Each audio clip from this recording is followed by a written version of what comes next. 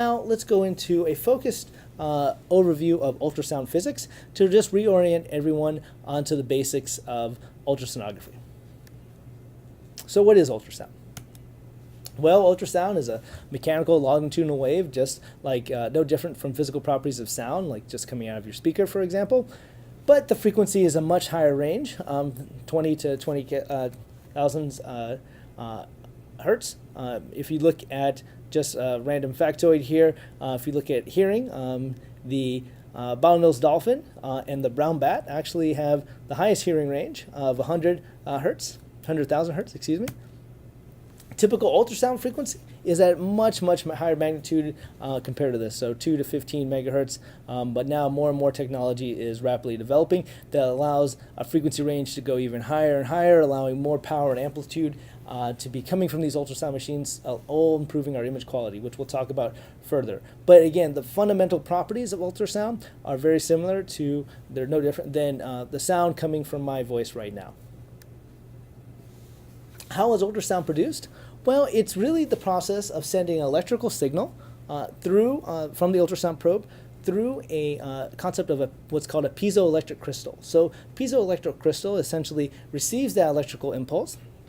Here's a picture of a piezoelectric crystal with the relationship to a human hair, so you can get an idea of the sizes. This is actually quite an old picture, so now technology has allowed this to be even finer and more detailed, and allows more and more of these crystals to be combined together. But they ultimately are lined up and make the ultrasound probe as you see it here. So what happens is that, again, these piezoelectric crystal elements receive the electrical signal and convert that into a mechanical ultrasound wave. But the neat thing about this is that not only is it able to send out those waves, is that they also are actually able to receive the reflected echoes coming back to those crystals in the head of the ultrasound probe, called the footprint, and convert that back into an electrical signal. And this electrical signal is essentially what, going backwards, is what produces the ultrasound image we see on the screen. So it's the back and forth of sending and receiving of these ultrasound wavelengths at a certain frequency that allows us to be able to see our ultrasound picture. Fundamentally, we have to understand the basic physics relationship of velocity equals frequency times wavelength, and know that these are the basic criteria of what quantifies someone's an ultrasound wavelength or properties of the ultrasound itself. Amplitude, which is essentially the height of the ultrasound wave or the intensity, the wavelength, the distance traveled between two consecutive peaks or troughs, and frequency, which is the number of wavelengths per unit time. Velocity is the speed at which these waves can propagate through a medium. And this fundamental concept of velocity equals frequency times wavelength is what we rely on in producing our ultrasound image. Key thing to realize is that it's the dependent physical properties of the medium is what affects the travel time. But this concept of assuming the velocity through a medium, it's constant, is what really helps produce the ultrasound image. So these electrical signals produce dots on the screen, and the intensity of those dots are secondary related to simply the strength of the returning echoes returning back to the probe. So the more ultrasound waves returning back, the brighter or the more intense the ultrasound image is. The key thing to understand is the location of the dots is determined simply by travel time. And this is based on the concept that, again, the velocity in tissues is assumed to be constant. There's the time you see there. So using this basic equation of velocity equals distance over time, what the ultrasound machine does is simply it knows that the amount of time that it took from the ultrasound wavelength to get sent to when it gets received back. It assumes a constant velocity in the tissue, and therefore is able to track out the distance simply by, again, factoring out the missing variable here. So it assumes the velocity, it measures the time that it took from the ultrasound wave to go out and come back, and then plots that ultrasound dot at a given distance on the image screen. So again, one way to look at the ultrasound picture is essentially a series of dots along these paths of the ultrasound wavelengths getting emitted, and how it determines where these dots should line up is simply based on the time that it took for that ultrasound wave to get sent and reflect back to the ultrasound screen. So again, since the time and the speed in tissue is assumed to be constant, the machine sets the frequency. It then identifies the location of each reflected ultrasound wave simply by knowing the time of which it took for the wave to get sent and received back.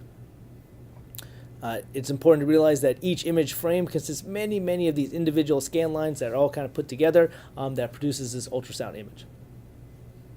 And key fundamental difference then is that how do you alter the image quality? Well, it's really in adjusting the frequency, which affects the wavelength of which the ultrasound image is produced. So I'm going to talk about three basic principles when it comes to ultrasound physics, again, with the overall topic of orienting to the concept of perioperative point-of-care ultrasound. One is wavelength and image quality. You can think of ultrasound wavelength as a ruler. Using a ruler that only has whole inch markings, shown here on the left, will be less precise in their measurement than if you used a ruler that had quarter inch markings, as you see here.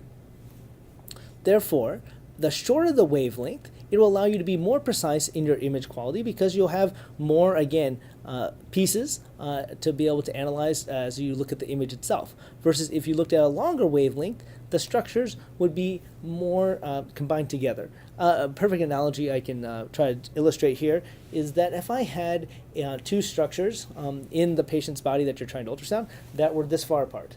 If my ultrasound wavelength was essentially the same length of these two parts put together, how the ultrasound image would be produced would be a joint mesh, essentially a mesh of those two structures. It would produce something that you wouldn't be able to differentiate the difference between those two structures because the wavelength, again, is longer than the structures themselves. However, if I used a shorter wavelength, say something the size of my finger, and spaced it out between those, you would be able to tell the difference between those structures. They wouldn't be kind of meshed together because, again, the wavelength is small enough to allow you to have that improved image quality. So again, the shorter the wavelength, the more precise or the better the image quality you'll have. Well, then there's a trade-off, obviously, in the sense of what naturally you would assume then that we'd always want the smallest wavelength possible, and that's true. But the reason why we have to sacrifice or tolerate a longer wavelength is based on principle number 2, wavelength and depth of penetration. Along with this prior principle, that the longer the wavelength is the concept that the longer the wavelength, the more depth of penetration. The way to think about this is that if you look at every finite amount of ultrasound wavelengths that are getting sent out, at each interval of that wavelength, you're going to lose some of that wavelength as it penetrates through, shown here. So if we start off with a magnitude of this amount of ultrasound wavelengths coming across the tissue, at each level of wavelength, you're going to lose more and more and more. So it behooves somebody, if they're trying to look at deeper structures, to have a longer wavelength so that you allow more of those ultrasound waves to get to that structure before they're dissipated, and attenuated is the word that we'll talk about further. But to prevent attenuation for deeper structures, we have to go with a longer wavelength so that we have minimized the number of cycles of wavelength that are dissipated before we get to the structure of interest. And we'll go through specific numbers here and talk about why we use one probe versus the other in just a bit. But again, fundamental concept number 2 is the fact that wavelength and depth of penetration. So the longer the wavelength, that will allow for a deeper penetration. And remember, we talked about the fact that wavelengths are essentially cycles of frequency. So frequency is the number of wavelengths in a cycle. So frequency and resolution. This is the final principle. So frequency affects the quality of ultrasound because it's inversely proportional to wavelength. So the higher the frequency, the better the resolution because it has a shorter wavelength. Remember, frequency is number of wavelengths per cycle. So the lower the frequency, the less the resolution because the longer the wavelength. So very important to realize, the longer the wavelength, the more depth of penetration, but the poorer your image quality because that will put it at a lower frequency. So a lower frequency means a higher wavelength. A higher frequency means a smaller wavelength. And again, a higher frequency would mean poorer depth of penetration, and a lower frequency would mean a higher depth of penetration. Let me try to illustrate that in an actual ultrasound image here.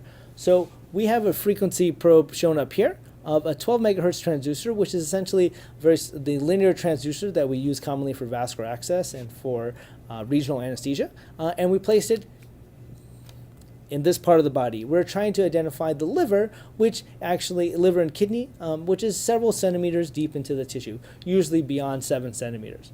If we use the high frequency 12 megahertz transducer, notice that we have a great amount of detail at the top part up here for the first 5 to 8 centimeters. But then quickly below, we're not seeing very much. And that's simply because that high frequency has such a short wavelength. By the time the wavelengths get to this area or this depth of penetration, we've lost out or attenuated so much of our wavelengths that we have a very poor image quality. Compare that, again, placing a different type of probe in the exact same spot on the body, but now a lower frequency probe, the 3 megahertz abdominal probe, specifically, we're able to penetrate deeper because our wavelength is longer, and that allows us to see these deeper organ systems. So here's the liver and the kidney, and we'll get into that when we talk about that specific topic. But very important to realize the difference between the 12 megahertz and 3 megahertz transducer. Fundamentally, again, higher the frequency, the better the picture quality, but the poorer the depth of penetration, because the higher the frequency, the shorter the wavelength. The lower the frequency, that allow you to have a larger depth of penetration, but an overall poor image quality. So again, lower frequency allows you to improve depth of penetration because of the fact that it allows for a longer wavelength. So let's talk about all those interactions of ultrasound that we just sort of briefly went through when we were talking about how ultrasound interacts with the tissues. Fundamentally, the concept of how ultrasound interacts with the tissue is based on the phenomenon of acoustic impedance. So acoustic impedance is essentially the density of the material in which the sound or ultrasound is going across. And it's very important to realize that the greater the impedance or the denser the material, the greater the difference of acoustic impedance. So this is important to realize because the more change or the greater the difference in the acoustic impedance between different layers or densities of tissue, the more ultrasound that will get reflected. And fundamentally, to talk about this clinically, this is why, for example, when you use ultrasound over bone, you don't see very much past the bone because the bone is obviously much more dense than the soft tissue that's closer to the probe. And so when the ultrasound hits when the ultrasound wavelengths hit the bone, the vast majority of it get reflected back because there's a large difference in the acoustic impedance. So again, the greater the acoustic impedance, the greater the amount of return signal at that level. Perfect example is at solid gas interface. So this is why when it comes to ultrasound, gas or air is our enemy, because again, it won't, once the ultrasound interacts with that air interface, it's going to reflect back all the ultrasound and you will not be able to see, or you'll be very limited to be able to see anything beyond that air interface. Same reason why bone, again, is the same reason, because that allows for a great difference in the density. So anytime you have a large difference in tissue density, realize that your ultrasound probe will have a hard time, or your ultrasound wavelengths will have a hard time penetrating past that to see anything below that interface. This fundamentally leads into the concept of acoustic windows. The whole idea of acoustic windows is placements on the body that allow your ultrasound wavelengths to get to the organs of interest before there is large differences in this acoustic impedance. For example, when it comes to the cardiac views, you'll realize that we place the probe in traditional places to do a basic transthoracic examination, because it allows us to be, in most cases, away from the lung fields or that tissue air interface that would not allow us to be able to engage and visualize the heart. So again, acoustic windows are simply what we're learning about is where to place the probe on the body that allow for the least change in acoustic impedance to again get the ultrasound wavelengths to the area of interest. Key example here, this probe actually is placed in the subxiphoid view, which we'll talk about in heart, but the probe placement is essentially the same for both of these pictures. However, in this patient, the patient had a large amount of air in their bowel, and that prevented us from seeing the heart structures.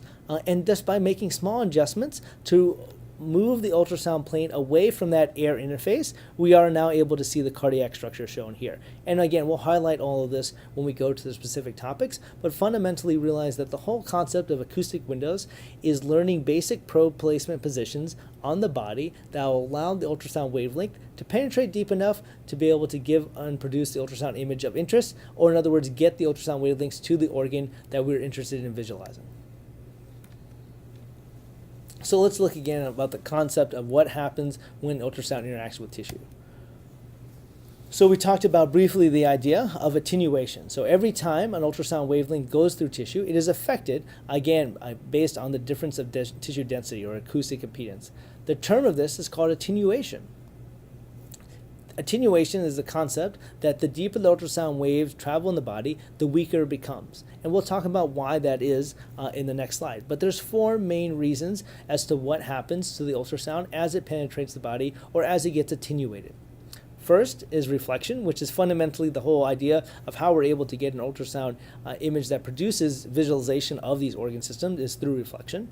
Another is resorption, and the third is refraction, and fourth is transmission. The reflection and transmission allow us to be able to see ultrasound at different levels in the same image. So these are the fundamental concepts that are very important under the concept of attenuation that, again, allow us to be able to visualize a picture using ultrasound technology. So to review, the frequency of the transducer. The higher the frequency, the less it can penetrate. The lower the frequency, the deeper it can penetrate. And so therefore attenuation is directly related to frequency. So the higher the frequency equals higher attenuation. The higher the attenuation equals less penetration or less visualization of deeper structures. This is a cartoon. I encourage all of you to download the iBook that's on the foresightultrasound.com website for more information on this overview of ultrasound physics. But this cartoon shows, again, the four main concepts of interactions of ultrasound with tissue. So we have transmission, which is what allows us to see ultrasound 2D images of using ultrasound technology of deeper structures. Reflection is, again, what produces the picture. So at each interface, some of the ultrasound wavelength gets reflected back, some of it gets transmitted. The other two are things that cause the ultrasound to lose some of its intensity. So again, as we were talking about what happens based on the wavelength, these are the other situations that happen. So refraction is simply that we assume that the ultrasound wants to go in a straight line from when it's emitted, but in fact, as it gets attenuated through these different tissue planes, some of them come off at different angles than what is expected, or from a linear line. And when that happens, this actually is a main reason for potential artifacts with ultrasound, the concept of refraction. So when the ultrasound wavelength in reality bends at a degree that is not assumed by the ultrasound machine, is the concept of refraction.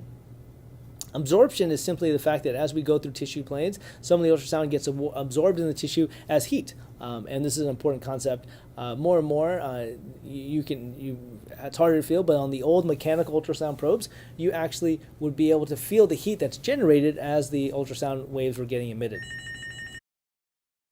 So let's look at each of these interactions a little bit closer.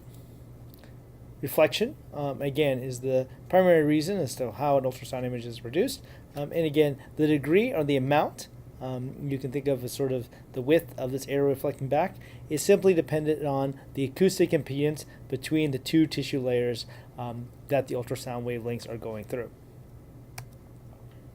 Again, the difference in acoustic impedance is the key factor here. This is how, when you have a high degree of acoustic impedance, you have strong reflections, which equal white, bright ultrasound reflections or ultrasound image resolutions. And so, for example, here you can look and see this very bright hyperechoic tendon that we're identifying here. Similarly, if the degree of amplitude is not quite as intense, we call that isoechoic, meaning that it's a homogeneous gray level relative in the ultrasound image. If there's no reflection, or in other words that you have a very poor difference in acoustic impedance, allowing more ultrasound penetrate through, that's called hypoechoic or echo-free. And that's what allows more fluid-containing structures such as this. So here, this area is black inside of here because, again, there's very little difference in acoustic impedance in the free fluid. Important to realize, though, that at the levels, the borders of the cystic structure, you have a lot of brightness because there's a large difference in acoustic impedance here that allows for a lot of ultrasound reflection. Refraction, again, is based on the concept that when you have an ultrasound image, you're expecting it to get reflected back. And when that does not get reflected back and rather goes off in a different angle from what the ultrasound image is expecting, that is called refraction. And again, this is a large reason for why we may potentially have artifact with our ultrasound image, is because our ultrasound machine is not able to account for the concept of refraction. Transmission, again, is what allows us to see deeper structures. But again, remember that as you go through different acoustic impedances, again, look at the width of these arrows here, you'll have less and less as you go deeper into the tissue beds. Finally, absorption, again, is the other mechanism of the fact that the ultrasound wavelengths are getting dissipated as heat as it goes through deeper and deeper or further away from your ultrasound probe.